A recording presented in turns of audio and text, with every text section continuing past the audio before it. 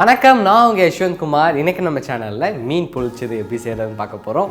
இந்த ரெசிபி நான் கிருத்தி வைஷ்ணு அவங்களுக்காக டெடிகேட் பண்ணிக்கிறேன். மீன் பொழிச்சது கேரளாவில் ரொம்ப ஃபேமஸ். இந்த மீன் பொழிச்சதை 2 வகையாக செய்யலாம். ஒன்று நம்ம ஃப்ரை பண்ணி வச்சுருக்க மீனை வாழை இலையில் வச்சு அது மேலே நம்ம ப்ரிப்பேர் பண்ணி வச்சுருக்க மசாலா அப்ளை பண்ணி அதை மடித்து கட்டி நம்ம ஸ்டீமும் பண்ணலாம், அல்லது பேனில் கொஞ்சம் எண்ணெய் ஊற்றி ஃப்ரையும் பண்ணலாம். இன்றைக்கி நம்ம இந்த ஃப்ரைங் மெத்தட் தான் எப்படி பண்ணுறதுன்னு பார்க்க போகிறோம். இதுக்கு தேவையான இன்க்ரீடியன்ஸ் அண்ட் இது எப்படி செய்கிறது அப்படின்றத பார்க்கலாம். மீன் பொழிச்சது செய்கிறதுக்காக நான் இன்றைக்கி ஐல மீன் யூஸ் பண்ண போகிறேன். இதை காணாங்கத்தைன்னு சொல்லுவாங்க. இது எந்த அளவுக்கு ஃப்ரெஷ்ஷாக இருக்குது அப்படின்றத காமிக்கிறேன் பாருங்கள். இதை ப்ரெஸ் பண்ணும்போது இதோடைய ஃப்ரெஷ்ஷு நல்லா ஃபேமாக இருக்குது. அது மட்டும் இல்லாமல் இதோடைய கண்ணு பாருங்கள், நல்லா கண்ணாடி மாதிரி பலன்னு இருக்குது. ஒருவேளை க்ளவுடியாவோ அல்லது மங்கலாக இருந்துச்சு அப்படின்னா இது ஃப்ரெஷ்ஷாக இல்லைன்னு அர்த்தம். அதன் பிறகு இதோடைய செவுல் இது ஓப்பன் பண்ணி பார்க்கும்போதே நல்லா ரெட்டிஷாக ஃபேமாக ஸ்லைமியாக இருக்கும். ஒருவேளை அப்படி இல்லைன்னா அப்போ அதுவும் ஃப்ரெஷ்ஷான மீன் இல்லைன்னு அர்த்தம். அடுத்து இதோடைய ஷேப் பாருங்கள், ஸ்ட்ரெயிட்டாக இல்லாமல் கொஞ்சம் கேர்வாக இருக்குது. இதுக்கான காரணம் நல்லா ஃப்ரெஷ்ஷாக இருக்குன்னு அர்த்தம். இதை நம்ம கட் பண்ணி க்ளீன் பண்ணி சைடில் எடுத்து வச்சுக்கலாம். இதை மேரினேட் பண்ணுறதுக்காக நம்ம மசாலா ரெடி பண்ண போகிறோம். அதுக்காக ஒரு பவுலில் 5 டேபிள் ஸ்பூன் அளவு மிளகாய் தூள் சேர்த்துக்கிறேன். 1 டேபிள் ஸ்பூன் அளவு மஞ்சள் தூள், தேவையான அளவு உப்பு சேர்த்துக்கிறேன். அடுத்து 2 டேபிள் ஸ்பூன் அளவு எலுமிச்சை சாறு, 2 டேபிள் ஸ்பூன் அளவு தேங்காய் எண்ணெயும் சேர்த்துக்கிறேன். ஒரு இன்க்ரீடியண்ட்டோட இன்னொரு இன்க்ரீடியன்ட் நல்லா கம்பைன் ஆகிற அளவுக்கு இதை நல்லா மிக்ஸ் பண்ணிக்கோங்க. நல்லா மிக்ஸ் பண்ணதன் பிறகு இதில் தேவையான அளவு தண்ணி விட்டு நல்லா திக் பேஸ்ட் மாதிரி இதை கரைச்சிக்கலாம். அப்போ தான் நம்ம மீனை மேரினேட் பண்ணுறதுக்கு கரெக்டாக இருக்கும். இதை இந்த அளவுக்கு நல்லா மிக்ஸ் பண்ணதன் பிறகு நம்ம கட் பண்ணி க்ளீன் பண்ணி வச்சுருக்க மீனை இதில் சேர்த்துக்கலாம். மசாலாவில் மீனை போடுறதுக்கு முன்னாடி மீனுடைய முன்னும் பின்னும் கத்தியை வச்சு 2 கீரல் போட்டோம்னா மீனில் மசாலா நல்லா ஏறும். இந்த மசாலா மீன் முழுவதும் நல்லா கவர் பண்ணுற அளவுக்கு அப்ளை பண்ணிக்கோங்க. முக்கியமாக இதோடைய வயிற்று பகுதியில் அப்ளை பண்ணிக்கோங்க. அப்போ தான் சாப்பிடும்போது உப்பு காரம்லாம் ஏறி ரொம்பவே நல்லா இருக்கும். இந்த மீனை மசாலாவை வச்சு நல்லா கோட் பண்ணிட்டேன். இதை ஒரு 1/2 an hour வரைக்கும் ரெஃப்ரிஜரேட்டரில் வச்சு ரெஸ்ட் பண்ணிக்கோங்க. 1/2 an hour இந்த மீன் நல்லா மேரினேட் ஆனதன் பிறகு இதை நம்ம ஃப்ரை பண்ண ஸ்டார்ட் பண்ணிடுவோம். அதுக்காக ஒரு பேனில் 3 டேபிள் ஸ்பூன் அளவு தேங்காய் எண்ணெய் சேர்த்துக்கிறேன். இந்த மீன் பொழிச்சதுக்கு எந்த அளவுக்கு முடியுமோ அந்த அளவுக்கு தேங்காய் எண்ணெய் சேர்த்தது நீங்கள் குக் பண்ணிங்க அப்படின்னா இதோடைய மனம் சூப்பராக இருக்கும். எண்ணெய் சேர்த்ததன் பிறகு நம்ம மேரினேட் பண்ணி வச்சுருக்க மீன் எடுத்து இதில் ப்ளேஸ் பண்ணிக்கலாம். இந்த மீனை டோட்டலாக நம்ம 6 நிமிஷம் குக் பண்ண போகிறோம். முதல் 3 நிமிஷம் ஒரு பக்கம் நல்லா ஃப்ரை ஆகட்டும். அதன் பிறகு நம்ம அடுத்த பக்கம் திருப்பி விடலாம். மீனை இந்த பேனில் ப்ளேஸ் பண்ணதன் பிறகு மறுபடியும் இந்த மீன் மேலே கொஞ்சம் தேங்காய் எண்ணெயை ஊற்றிக்கலாம். ஒரு பக்கம் நல்லா ஃப்ரை ஆகிடுச்சு. இதை அடுத்த பக்கம் திருப்பி விடுறேன்.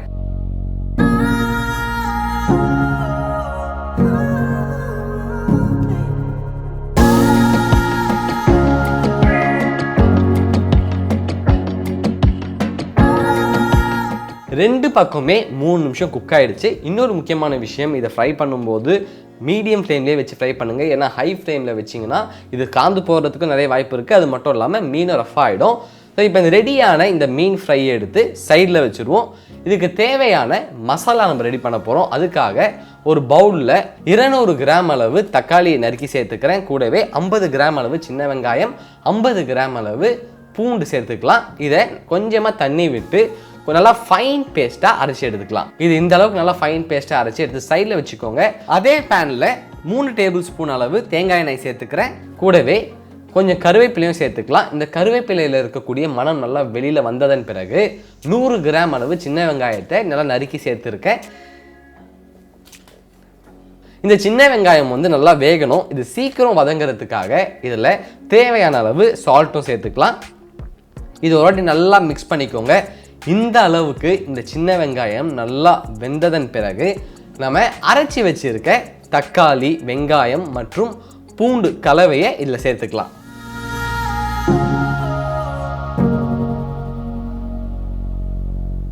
சேர்த்ததன் பிறகு இதில் 2 டேபிள் ஸ்பூன் அளவு மிளகாய் தூள் சேர்த்துக்கிறேன். கூடவே 1 டீஸ்பூன் அளவு சீரகம் தூளும் சேர்த்துக்கிறேன். அடுத்து 100 ml தண்ணி சேர்த்து இதை ஒரு வாட்டி நல்லா மிக்ஸ் பண்ணிக்கலாம். இதில் இருக்கக்கூடிய பச்சை வாசம் போகிறதுக்காக இதை ஒரு 10லிருந்து 15 நிமிஷம் வரைக்கும் லோ ஃப்ளேம்லேயே வச்சு நல்லா கொதிக்க விடுறேன். 10லிருந்து 15 நிமிஷம் வரைக்கும் இந்த மசாலா லோ ஃப்ளேம்லேயே நல்லா கொதிச்சிடுச்சு. இதில் இருக்கக்கூடிய பச்சை வாசம் முழுமையாக போயிடுச்சு. மேலே நம்ம சேர்த்துருக்க எண்ணெய் வெளியில் வந்திருக்கு. அது மட்டும் இல்லாமல் நல்லா திக்காகவும் ஆகிடுச்சு. இதை ஒரு வாட்டி நல்லா மிக்ஸ் பண்ணிக்கோங்க. மிக்ஸ் பண்ணதன் பிறகு இந்த மசாலாவை எடுத்து சைடில் வச்சுருவோம். இப்போ நம்ம மீனை மடிக்கிறதுக்கு உபயோகிக்க போகிற வாழை இலையை ஒரு வாட்டி நெருப்பில் காட்டி நல்லா வாட்டிக்கோங்க. அப்போ தான் நம்ம மீனை மடிக்கும்போது இது கிழியாமல் நல்லா ஃப்ளெக்சிபிளாக இருக்கும். இந்த மாதிரி நல்லா தீயில காட்டி இந்த வாழை இலையை வாட்டினதன் பிறகு இதை நம்ம மீனை வச்சு மடிக்கிறதுக்கு ஸ்டார்ட் பண்ணிடுவோம். அதுக்காக ஃபஸ்ட்டு இது மேலே கொஞ்சமாக நம்ம ரெடி பண்ணி வச்சுருந்த இந்த மசாலாவை போட்டு நல்லா ஸ்பூனோட பேக் சைடை வச்சு ஸ்ப்ரெட் பண்ணிக்கோங்க. ஸ்ப்ரெட் பண்ணதன் பிறகு நம்ம ஃப்ரை பண்ணி வச்சுருந்த மீனை எடுத்து இது மேலே ப்ளேஸ் பண்ணிக்கலாம். இந்த மீனை ப்ளேஸ் பண்ணதன் பிறகு இன்னும் கொஞ்சம் மசாலாவை இது மேலே வச்சு நல்லா ஸ்ப்ரெட் பண்ணிக்கோங்க. பார்க்கும்போது மீன் நம்ம கண்ணுக்கு தெரியவே கூடாது, அந்த அளவுக்கு இந்த மசாலாவை எல்லா பக்கமும் ஈவனாக ஸ்ப்ரெட் பண்ணிக்கோங்க. அடுத்து இந்த இலையோடைய எல்லா கார்னரையும் மடிச்சிடுங்க.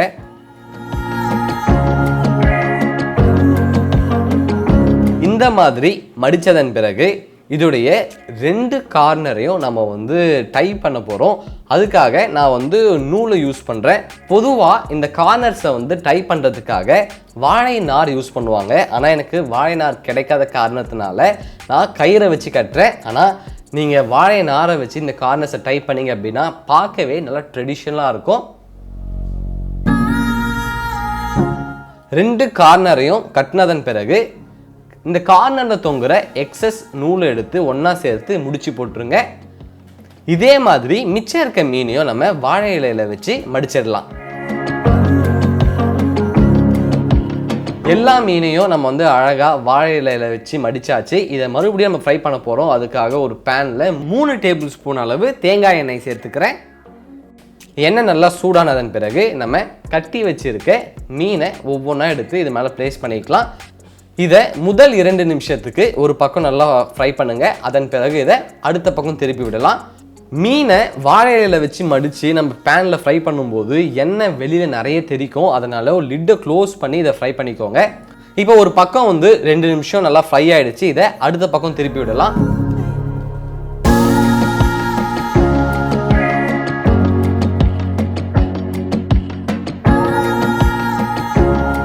பக்கமே இந்த மீன் நல்லா ஃப்ரை ஆயிடுச்சு. அவ்வளோதான், ஒரு சூப்பரான ஈஸியான டேஸ்டியான மீன் பொரிச்சது ரெடி ஆயிடுச்சு. இதோடைய கயிறை கட் பண்ணி இந்த வாழை இலையை பிரித்து இந்த மீனை அழகாக எடுத்து ஒரு பிளேட்டில் ப்ரெசென்ட் பண்ணிக்கலாம்.